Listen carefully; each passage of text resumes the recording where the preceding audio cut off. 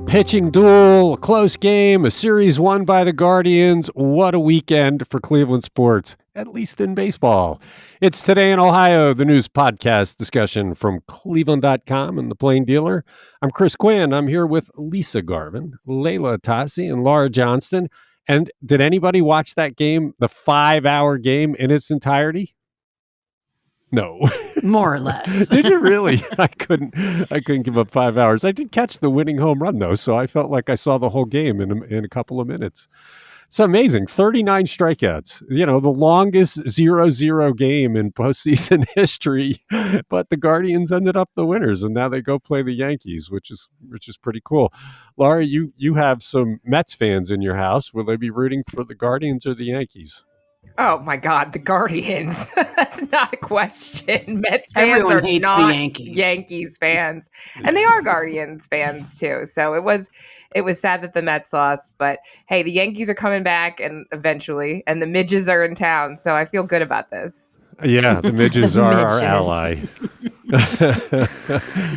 Okay, first game, and I guess they're later games now, right? Because the Padres won. The games don't start till 7:30, so we're going to get lots of. That's correct. Yeah, we're going to get grousing because the headlines won't be in the Plain Dealer because the games will end after deadline. Oh well. We'll have to look. This is a team that caught fire in September. You never know. They shouldn't win. The Yankees have the better record. They got the home run star, but the team that gets hot in September often does pretty well. It'll be fun to watch. It really will. And it was nice to see the youngest team in the major leagues, you know, not very many veterans beyond Jose Ramirez, quite frankly. And it was kind of interesting. I kind of felt bad for Corey Kluber because he threw the pitch that Oscar Gonzalez whopped out of the stadium and won the game. So, yeah, it was, some people say that's revenge, but I just kind of felt bad for the guy.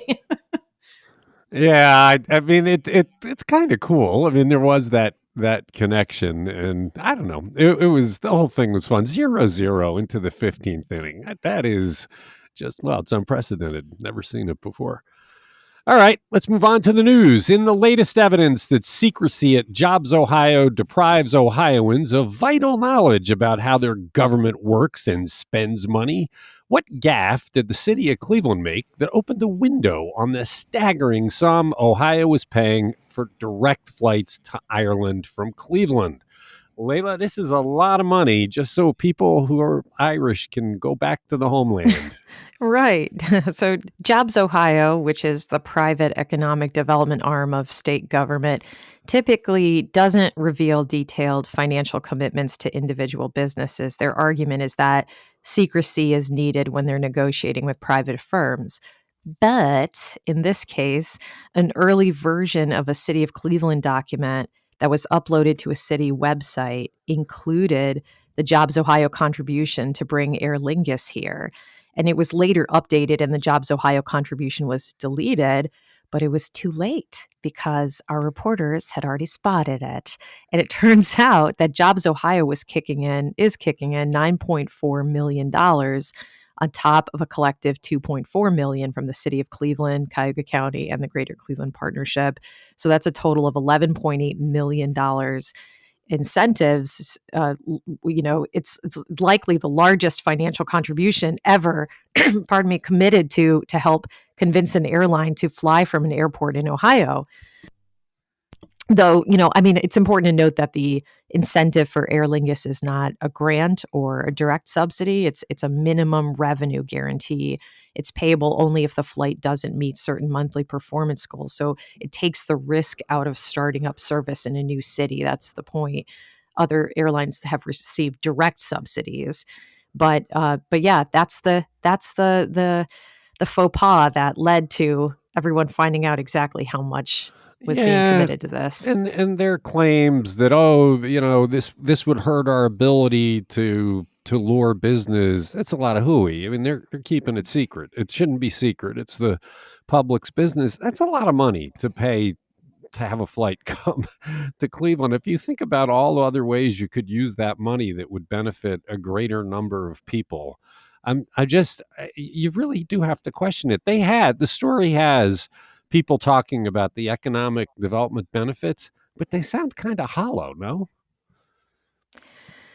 Yeah, I mean, didn't it sound like it was all right around the airport? I mean, it was like, I don't know. It didn't feel like it was, I mean, they were talking about millions of dollars in economic benefits, but it felt like it Yeah. was all very localized. Yeah, I don't know. Yeah, that I mean, people in Europe might come through Cleveland because of some discount. It's not going to be a cheap flight, though. I don't know. The whole thing just raises questions. Jobs Ohio should not be keeping this kind of thing secret. And again, if it weren't for Cleveland making a mistake, we wouldn't know. I mean, Cleveland should reveal this. Everybody involved in public life should be revealing what the public is spending. It's the public's business. And John Kasich created Jobs Ohio. We've been dogged by secrecy ever since.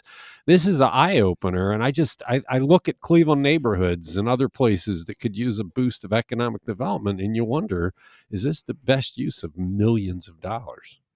and what's the argument against making it public exactly? Is it that it makes it difficult to negotiate these with airlines in the future? That they look at this deal and they want something as sweet as that? Is that the point? That's what they're trying to say, but I'm not buying it. I think they're keeping it secret because I think many people are going to look at it and think it's a bit outrageous that you're paying all this money to get a flight in here when there are questionable economic benefits. I'm sure there'll be a study down the road that says this has been worth $3 billion to Cleveland with all sorts of questionable numbers. This just doesn't feel like it's a good use of public dollars. Yeah. It's Today in Ohio. The scandal about cheating in a Lake Erie walleye contest was a huge story a week ago, so we spent some time looking at just what is going on in this case and competitive fishing overall. Laura, what did we learn? Well, basically, that this happens in fishing. The vast majority of people who enter these competitions are honest anglers who play by the rules, but it's not uncommon to have cheating because of the such big prizes offered and the huge number of people spread out over huge areas fishing. So the fall brawl, which is starting up again, has 12,000 anglers from 37 states last year. Think about trying to police all that. And this is just a small group of fishermen who started the thing. It's not like a big corporation that's running it. So Jake Runyon of Ashtabula and his partner Kaminsky from Hermitage, Pennsylvania, they're the ones who got caught in this last event. They were trying to win $30,000, I believe. And that was the third one in a row that they had supposedly won. So think about what was happening in those other two contests. And last year they were disqualified after failing a lie detector test from the fall brawl. So they could be prosecuted, right? This Yes. could be viewed as a crime. So that's the next We're step. still waiting to find that out. Yep. Right. And there are lots of things that people do, like the lie detector test. People say you could run the fish through metal detectors, but that wouldn't detect every form of cheating. You can't put a video, on every boat, a camera to capture it all. You can't have a witness on every boat. But the way they caught this one is they cut into the fish, right, and found the weights, the sinkers in there, and that seems like a pretty obvious way of cheating.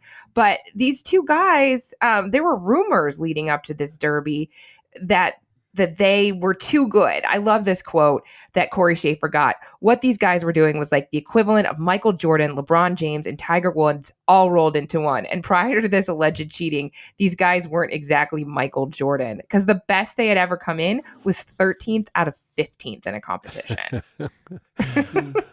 Yeah, I guess the attraction of the money, the purses are just so big that it induces people to cheat. I wonder what would happen if they just gave out trophies. Right. I don't think you'd get 12,000 anglers from 37 states trying to compete. But isn't it funny that like fishing has this reputation for like having tall tales? Like I caught this whopper of a fish and it was this big. And you can't do that when you're actually competing for these giant prizes. Like you have to have the goods to back it up. And I mean, obviously, I think the reason there was so much outrage and the reason these guys were like automatically bombarded with people screaming at them in a parking lot was because people do take it so seriously and they want the pureness of the competition. And this isn't something you want to see cheating in. Or is this the only sport that involves a polygraph? I doubt it. There's got to be something else. What else out there do you need to take a lie detector test for? I can't think of another sport that would fall into that category. Maybe what they need to do is change the contest around so that you give the award to the most ingenious strategy for cheating. Jeez. I mean, they've That's come up with so terrible. many. The putting the ice in because it melts and it destroys the evidence. There's all sorts of things, bringing fish in a cage and having them at the ready and these things. I mean, you got to give these guys points for being kind of smart. These two guys were dopes because they went about it so stupidly, but it seems like others have been far, far more wily. It's Today in Ohio. We had big news late Friday about abortion. It remains legal in Ohio, at least for the foreseeable future. How did that happen in a state that instituted a heartbeat ban immediately after Roe v. Wade was overturned? Lisa. Yeah, on Friday, after 5 hours of testimony from both sides, Hamilton County Common Pleas Judge Christian Jenkins issued a preliminary injunction against the House Bill 23 fetal heartbeat law. This replaces 2 temporary restraining orders he issued previously that were set to expire this Wednesday. So a preliminary injunction means that means that abortion is legal up to 22 weeks in Ohio, quite simply. And it may take up to a year for all of this to work through the courts. So we'll see, abortion is illegal again in Ohio. They did have, both sides had their own doctors and bioethicists talk, and of course they came to divergent opinions. But in his ruling, Judge Jenkins said that Senate Bill 23 was written in such a way as to almost completely eliminate the rights of Ohio women. And he also said that abortion providers who brought this lawsuit showed convincing evidence that they will succeed with the merits of their case. So, it seems like there's a little telegraphing there. And there was like I said, several doctors who testified on both sides. Dr. Stephen Ralston, who's from the University of Maryland, he's a high-risk pregnancy specialist. He says the law is way too vague to cover any complications that may arise during a pregnancy. And he says, consulting and getting an opinion from another doctor won't help them interpret a very vague statute. But on the other hand, Dr. Michael Parker, who's from Columbus, he's an OBGYN and former president of the Catholic Medical Association. He says the law is absolutely clear and easy to understand. He says it being open-ended is appropriate because the decision-making process shouldn't be hindered by a legislative cap. Well, there was the one case that was in the story in which a woman came in and had a medical reason for needing an abortion, and the doctor sought consultancy with the woman's non-OBGYN doctor, and that doctor wouldn't do it. And the state was saying, well, you don't need that, but doctors are afraid if they make the wrong call, they go to prison. And so that's part of the problem with this law. I'm not quite sure how the technicalities of this court process work. Since this case is in the court and it hasn't been decided, is there any right to appeal just the part about the temporary restraining order? So could the state go to a higher court just to get the restraining order lifted while it goes through, or does it have to remain in this court until it's resolved? I don't think we know the answer to that. I don't think we do. And the reason this landed in Judge Jenkins' court is that the abortion providers who are contesting the constitutionality of the fetal heartbeat law got tired of the Supreme Court. They couldn't wait on the Supreme Court because women were suffering and, women weren't getting the care that they wanted and needed. So I honestly don't know how this is going to work out. But it looks, and a preliminary injunction is really the last step before something becomes permanent.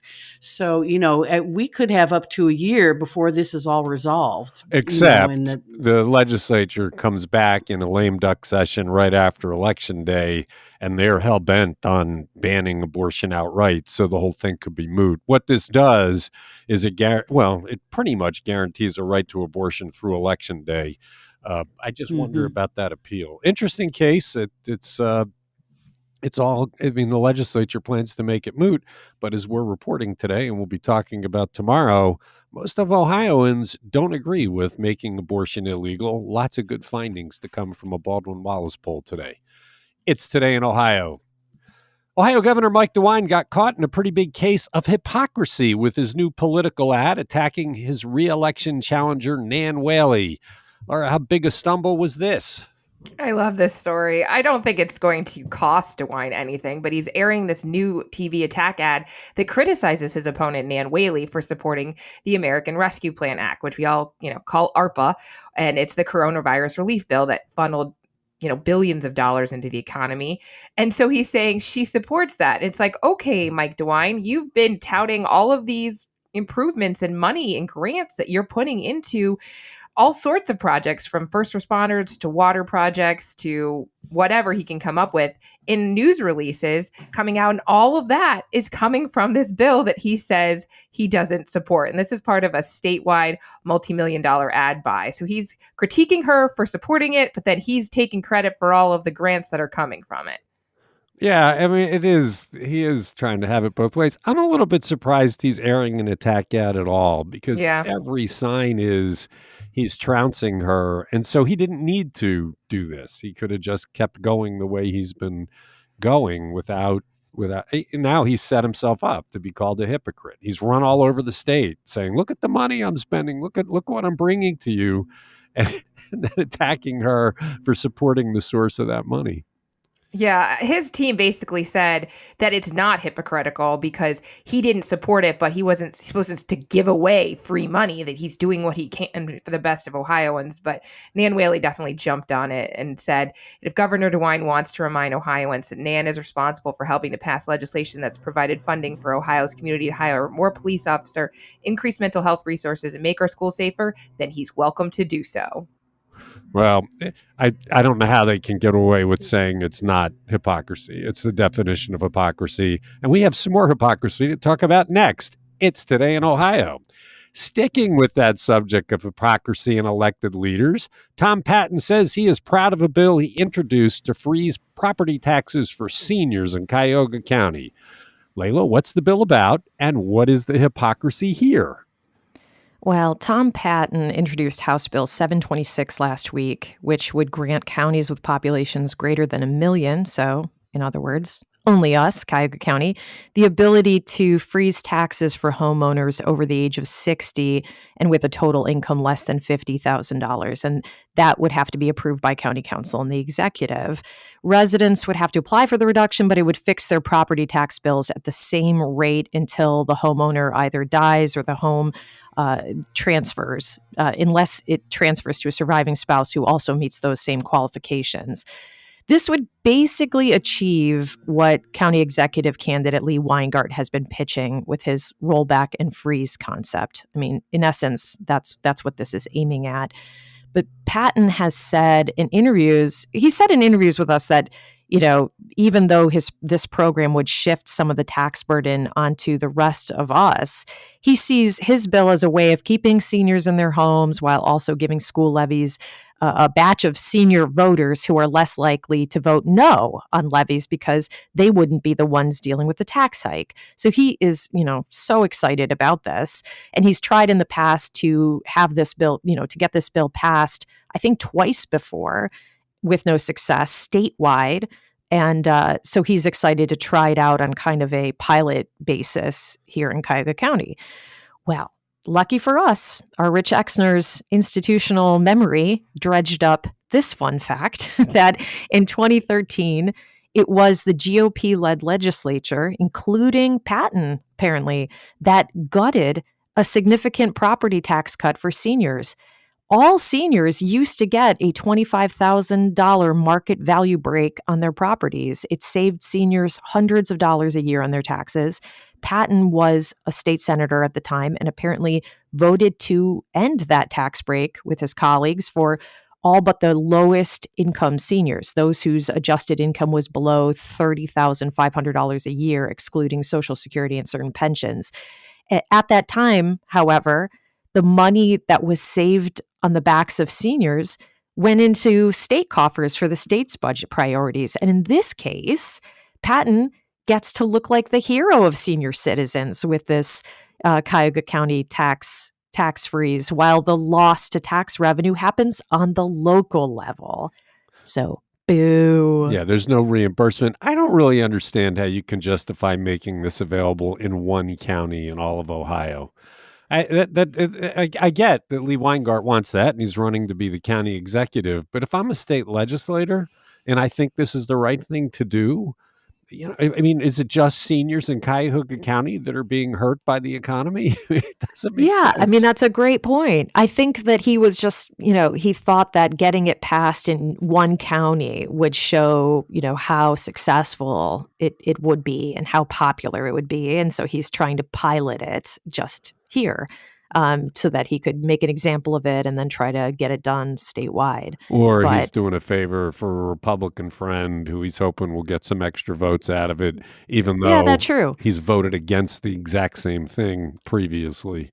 Yeah, because also, this has to be reintroduced, and even if this falls flat on its face, it already has done the political work for Lee Weingart because it looks like his idea caught fire, right? So, Except um, Lee Weingart came out with this idea and had no idea about how to do it. When we started doing the homework and found, well, you right. can't do that. I mean, it was one of those. He has this idea, and when you start drilling into what you're going to do, he's like, well, if I can't do it that way, I'll freeze the appraisals. You can't freeze an appraisal. I mean, it's another one of those ideas Lee Weingart has come up with where there's no there, and our reporters do all the work to find out how it would work.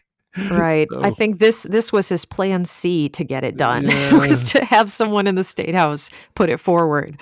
yeah, which Yeah. I don't know how much of a chance it has of passing. It's Today in Ohio. Reporter Pete Krause published a frightening story about an invasive carp that actually has shown up in Lake Erie.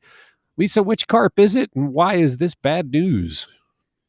Yeah, carp are just bad news all around. They're very invasive and they eat vegetation that, keeps wetlands in place and, and staves off erosion. So this all began 10 years ago. There were 4 grass carp. This is the type of carp we're talking about. They were pulled from the Sandusky River. And so biologists across the state got suspicious and saw a few red flags. So they started to investigate and they found that these carp were diploid. And what that means is that they have 2 sets of chromosomes and they're fertile, so they can reproduce and lay eggs. Back in the 1980s, they developed carp that are called triploid carp. They develop a 3rd set of chromosomes when the fertilized eggs undergo a thermal shock, so that makes them infertile. They were developed back in the 1980s, but these were not them. So in 2015, grass carp eggs were found in the Sandusky River near Brady's Island in Fremont. So biologists really kicked into overdrive then. They're not sure where these grass carp came from. Could they be improperly discarded bait? Could they have escaped from a private pond or lake during a flood? They really don't know. But the ODNR, the Department of Natural Resources, is working with its counterpart in Michigan, U.S. Fish and Wildlife, Great Lakes Fishery Commission, and they're doing an aggressive catch and removal program at the Sandusky and Maumee rivers. They're using nets and electro-fishing gear, and they're actually catching multiple grass carp a day. So that's pretty scary. And this is during the spawning season in the spring. So they're looking at other ways. We had talked on a podcast months ago about how they're upstream in Lake Michigan and others. They're using barriers, noise barriers, bubble barriers, electric barriers to keep them from coming into the Great Lakes. And they're also looking at plants that they can use as bait to lure the grass carp. But if they're here, isn't it too late? I mean, if they've already taken hold, we can catch as many as we want. We're never going to catch 100% of them. Well, yes, but whatever you can take out of the lake, I think is an improvement. I think that the danger of these carp is just not to be overstated. Yeah, no, I agree. It's a danger, but if they're here, it sounds like the best we can do is just forevermore be trying to reduce their population by catching them. Be a great job, I guess. That's what you do all day is fish, and you don't even have to cheat to get paid. It's Today in Ohio. Pete also had some bad news about the salt deposits that have wrecked the ecology of the Mentor Marsh. We discussed the salt problem in a recent podcast, as none of us had been aware of its history. What's the new round of bad news, Laura? It's going to cost more money. Another $3 million to clean up this infamous salt fill site that contaminated the marsh decades ago. That brings the cost of the remediation project to more than $13.5 million total. So they started doing the work. They began excavation this year, and they found 50,000 tons of additional salt. Unexpected. Had no idea this was at greater depth. So there's also increased costs for fuel, heavy equipment, wastewater disposal, like everything else. It's more expensive than you thought it was going to be. Yeah, I mean, after we just talked about this and how there was light at the end of the tunnel, this is bad news. It's Today in Ohio. We're going to give you back 5 minutes. Laura's got to jump on a call with Baldwin Wallace University about that poll, and we're ending so she can do it. Thanks, Lisa. Thanks, Layla. Thanks, Laura. Thank you for listening to this podcast.